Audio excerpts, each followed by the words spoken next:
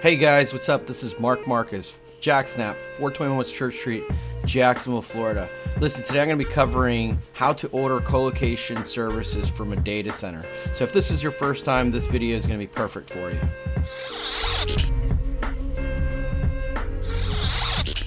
So in this data center planning series, we're going to cover key items in space, power connectivity, setup pricing, monthly costs, and terms.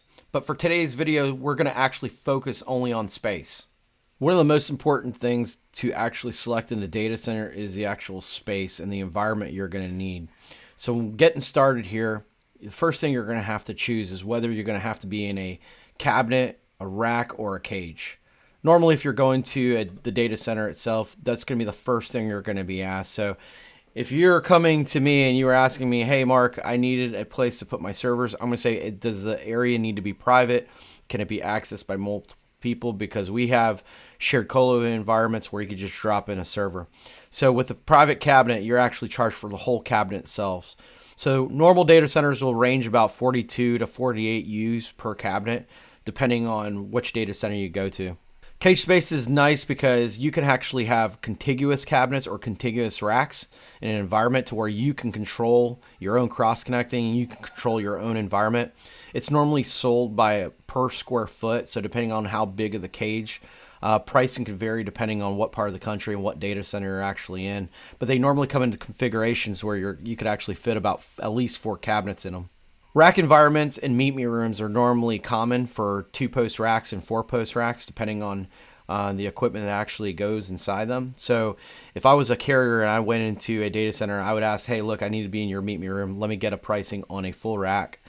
And that's pretty much where they would put me. So at that way, I can route my fibers, I can route my cabling a little bit easier to get to those enterprise colocation customers. So just to recap on the space requirements, you could either choose a meet me room environment or enterprise colocation space. So enterprise or carrier space, differentiated, a carrier is normally an ISP or a network provider. You could also get DDoS providers in there as well. Enterprise providers are cloud providers, could be hospitals, could be businesses, anybody needing off-site storage, gaming servers, gaming companies, MSPs, managed service providers, you name it. It could also be content providers as well. Space planning is really important when you're looking to choose a colocation environment. I use Lucidcharts. It's a way to put a diagram together of your existing equipment and see how it's going to fit inside the cabinet. I'm going to get a walkthrough a little bit later on how to use that. When you're actually choosing the environment too, you have to understand if your equipment's going to go inside a cabinet or a rack. Make sure that if your equipment is going to go inside an enclosed rack, you assume that everything is going to be pointed towards a cold aisle containment or an exhausting heat into a hot aisle as well. Make sure you understand if you're going to be going in a 2-post rack or a 4-post rack and what the size of those racks are. Server size is always important. Check the depth of the actual server you're putting inside the cabinet, because sometimes some of the servers may come in and they may be larger than the cabinet itself and you can't close the doors, and then you find out at the last minute you can't put your servers inside that cabinet. Never forget to check your switching and routing equipment too. Those take up a lot more space than you anticipate, and make sure that you also have any patch panels that go in between there accounted for as well. Sometimes a lot of the other providers, as well as the data centers, they'll put their own patch panels inside your cabinet, so you have to account for that space as well.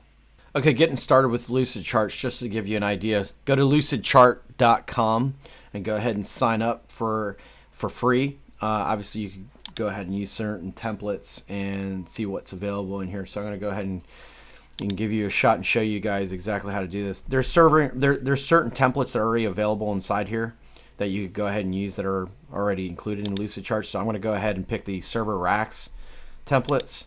Go ahead and just drag over the server rack. On the bottom of it here, you can't really see it maybe, but it shows already, hey, look, I already have 30 U's. So get that, expand it down to something that's going to be 44 U's. Get it. Let's go with a 45 U cabinet. So that'll give me a cabinet that's here. You have your other devices here that are going to be blank slots, RAID arrays, servers, Ethernet switches, patch panel. Now I'm going to go ahead and start out with the patch panel. So depending on the patch panel itself, It comes in as a 1U, and if I want to make it into a 2U patch panel, I just make it a little bit larger. Okay, done deal. Put it in a patch panel. Let's go ahead and put that on the top, assuming the data center is going to be providing me with a 2U. And let's go ahead and start adding some servers. But before we add servers, let's go ahead and pick to see where we're going to be putting our power. Now, when I get into the next video and start showing you guys a little bit about power, you have to figure out if you're going to put power inside the rack or if you're going to be using a 0U PDU. I'll cover that a little bit later, but always assume you're going to have to accommodate server space for power supplies as well. So here we go. Let's go ahead and just drop in a power supply. Sometimes they're 1U. Let's go ahead and make it 2U just in case we need a little bit more density there. I'm going to go ahead and add a RAID array. And let's say I want to do a 5U RAID array. That's 4U. Let's go ahead and take that and plan that out. I'm going to go ahead and set that at the bottom of the cabinet. I like to put it at the bottom of the cabinet because I think those eat a lot more power than everything else. And it's cooler air always resides a little bit lower height than you're going to have on the top of the rack. So that's why I normally would put the servers on the bottom part of the cabinet. So I want to get that, double it, copy, paste it. Let's go ahead and paste it here. Boom, that's 10 U's worth. Now let's go ahead and start adding some servers into here. So if you're running a hypervisor environment, let's say VMware, you're probably going to run the basic of about 3 of those. So let me go ahead, another one. There you go. I have 3 hypervisors, 2 SANs arrays for replication. Let's go ahead and start adding switches and routers as well. So let's go ahead here and pick that up. I don't need that. Here's a router.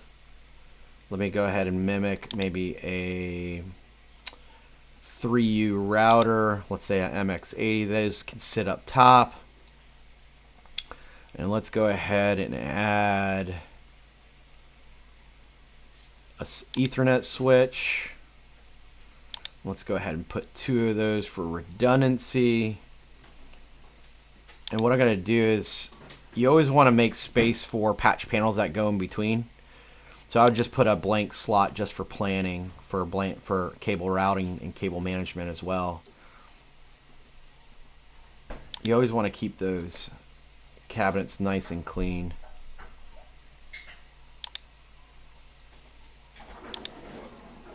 Okay, there's that. I think that's all I would really be putting in there, and you may need to add another server, so let's go ahead and add one more server for, let's say there's a management server for some reason. So there you have it. That's how I'd configure pretty much a cabinet pretty fast. And from here you could actually take it and you can name what you want to name it. So if I want to say a MX80 Juniper, let's say I want to add a EX 4550 Juniper, I could do that as well.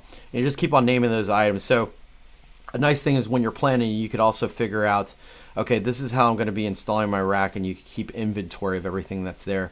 And plus, in the future, whenever there's any support needed for the rack, or let's say you have to reboot equipment, you always designate what U is where when you're asking for a reboot. So that way you don't reboot the wrong server. You never know the technical support at the data center, and you can't ever assume that they're all smart. So that's a lot of things, horror stories that I hear. You always also want to make sure that you're mounting all your equipment that's forward facing, that needs cold air and spits it out towards the hot aisle environment. So everything in the front is going to be cold aisle, everything on the back is going to be hot aisle. So there you have it. You could go ahead and you could play with that a little bit more, lucidcharts.com. And then we'll get moving on to the next item.